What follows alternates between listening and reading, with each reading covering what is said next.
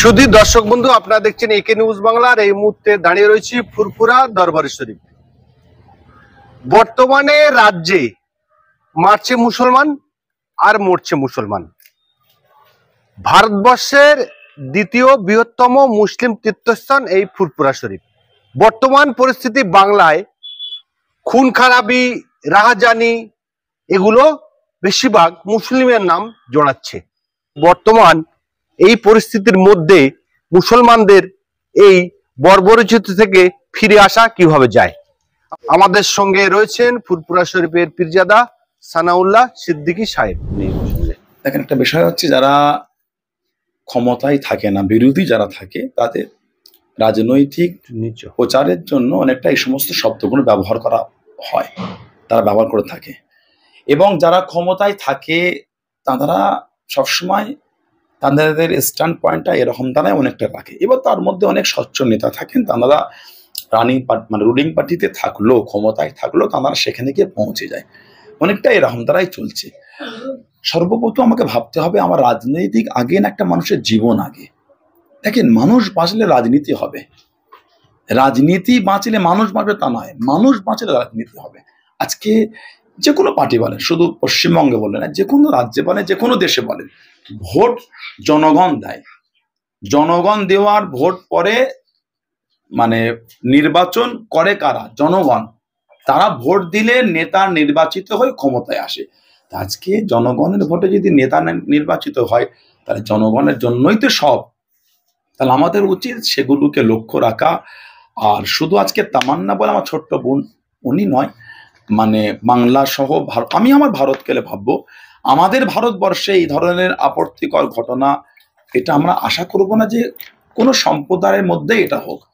আজকে যেভাবে গোটা ভারত জুড়ে এইভাবে নিরীহ মানুষকে খুন করা হচ্ছে, হত্যা করা হচ্ছে, সেটা বাসে হোক, ট্রেনে হোক, বিভিন্ন দোকানে হোক, গ্রামে গঞ্জে, মানে সত্যি খুবই একটা মানে চিন্তার বিষয় যে বাংলা বা ভারতবর্ষের পরিবেশটা কোন দিকে যাচ্ছে। ওনার দলের হোক আর যেই দলেরই হোক, যে অন্যায় করে শাস্তি দেয়, আজকে যদি অন্যায়কারীদের শাস্তি না দেওয়া হয়, দিনের পর দিন এই নোংরা লোকেদের সাহসটা বৃদ্ধি পাচ্ছে। নোংরা লোকেরা সমাজে মাথা চালা দিলে কি হবে? সমাজে নিরীহ, সৎ, ভদ্র, নম্র ব্যক্তিদের সমাজে চলাফেরাটা অনেক দুষ্কর হয়ে পড়বে। তাই এই হিংস্র মেন্টালিটির ব্যক্তিদের সম্প্রদায় থেকে দেয় অন্যায় থেকে শাস্তি দেওয়া উচিত বলে আমি মনে করি। রাজ্যের তিনি অভিভাবিকা এবং তিনি একজন মহিলা। তিনি শুধু একটা টুইট করে দায় সারলেন যে দুঃখজনক ব্যাপার, এর বিরুদ্ধে ব্যবস্থা নেওয়া হবে। বাংলার সিএম যাওয়ার আগে আমি মনে করি মানে উপনির্বাচন হয়ে যিনি ক্ষমতায় এসেছেন একজন মহিলা, তার উচিত ছিল অবশ্যই ওই তখনই মানে ওই মোমেন্টে প্রেজেন্ট হওয়া।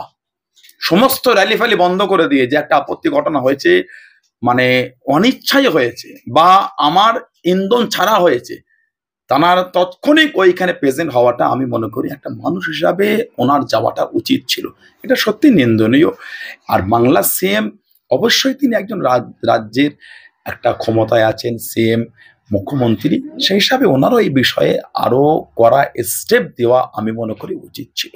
আজকে যদি এইভাবে স্টেপ না দেওয়া হয়, তাহলে মানে নিরীহ মানুষদের হত্যা হতে হবে আর নেতারা একটা করে টুইট করেই দায় সেরে দেন। এটা তো এইভাবে সমাজ চলতে পারে না।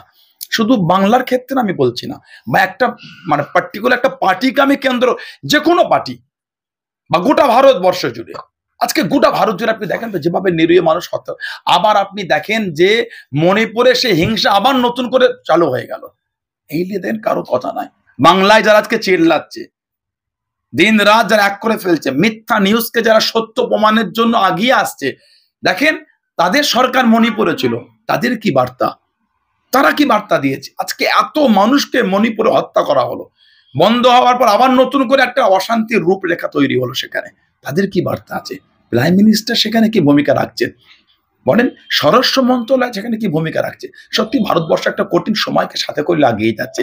যদি আমরা এই কঠিন সময়কে যদি আমরা মানে বন্ধ না করতে পারি, সবাই মিলে কাঁধে কাঁধ মিলে যদি এটাকে যদি আমরা স্টপ না করতে পারি, আগামী দিন ভারতবর্ষের বুকে নিরীহ, সভ্য, ভদ্র, জাতি, ধর্ম, বর্ণ নির্বিশেষে সমস্ত সম্প্রদায় মানুষের জন্য বাঁচাটা খুব একটা কঠিন জায়গায় পৌঁছে আমার মনে হয়। যে পরিবেশ ধীরে ধীরে আগিয়ে আসছে আমার মনে হয়েছে। একমাত্র কন্যাকে হারিয়ে বাবা এবং মা তারা দিশেহারা। শাসক দলের বিধায়ক হুমায়ুন কবির, তিনি একসময় পুলিশ আইপিএস অফিসার ছিলেন, তিনি খামে করে কিছু অর্থ দিতে চাচ্ছিলেন। দেখেন মানে উনি কি চিন্তা ভাবনা নিয়ে দিচ্ছেন আমি তো বলতে পারবো না, বা ওনার কনসেপ্ট মানে ওনার চিন্তা ভাবনা ক্লিয়ার উনি মানে মিডিয়ায় বলেছেন আমি দেখিনি। তবে শুধু ওই ক্ষেত্রে নয়, যে কোনো ক্ষেত্রে মানুষের জীবনকে অর্থের বিনিময়ে যদি সেটাকে রফা করে নেওয়া হয় সেটা খুবই লজ্জাজনক ব্যাপার। কিন্তু শুধু ওনার ক্ষেত্রে নয়, যারও। আর বাবা মা যেটা বলছেন, ওনার আব্বা আম্মা, তামান্না আমার ছোট্ট পাড়া বোনের, দেখেন শুধু তামান্না বলে না, আপনার মেয়ে যদি চলে যেত, আমার মেয়ে, যে কোনো কারোর মেয়ে, একটা বাচ্চা অসুস্থ হলে মা বাবা সারা রাত তার পাশে জেগে বসে থাকে, তাহলে একটা মেয়ে যখন চলে যাচ্ছে তার বাবা তো কষ্ট হওয়াটা স্বাভাবিক।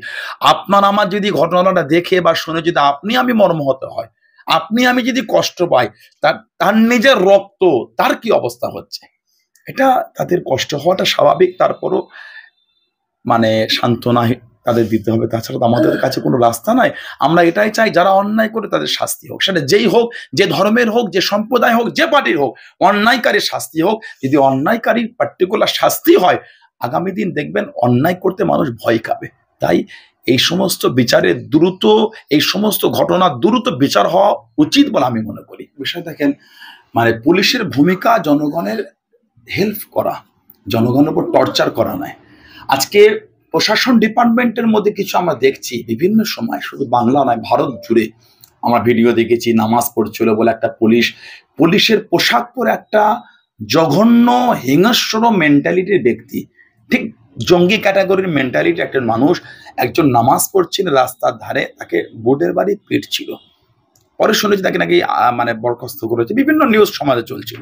তা প্রশাসনের কাজ হলো জনগণকে হেল্প করা। রাজনৈতিক কারণে যদি কোনো রাজনৈতিক দলের সাথে কোনো রাজনৈতিক মেম্বারদের মনোমালিন্য হয়, সেটা হয়ে আসছে, দেখে আসছে আমরা। তার জন্য কেউ যদি ভুল করে থাকে তাকে অ্যারেস্ট করবে, আইনের সহায়তা নিয়ে সাহায্য দেবে, তাকে হত্যা করে দেওয়া, এটা তো একটা জঘন্য অপরাধ। একটা প্রশাসনের দ্বারা যদি একটা মানে সমাজের অনৈতিক কার্যকলাপ ঘটে যায়, তাহলে প্রশাসনের ভূমিকাটা তাহলে কি হলো? প্রশাসন তো মানুষকে আইনের সাহায্য নিয়ে হেল্প করবে, আইনকে সামনে রেখে সাহায্যর হাত বাড়িয়ে দেবে। তা প্রশাসনের মধ্যে দিয়ে কিছু কিছু ব্যক্তি যখন এই কর্মকাণ্ড যখন একটা মানে হিংস্র ব্যক্তিদের মতন হয়, তাহলে সেই সমাজে প্রশাসনের কাছে কিছু সাহায্য পাওয়া মানুষ তো আশাহীন হয়ে পড়বে।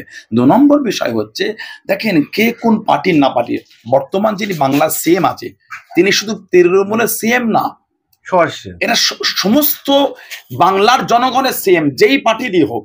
আজকে এই জায়গাটা তাকে ভাবতে হবে বা এই জায়গাটা তাকে ক্লিয়ার রাখতে হবে।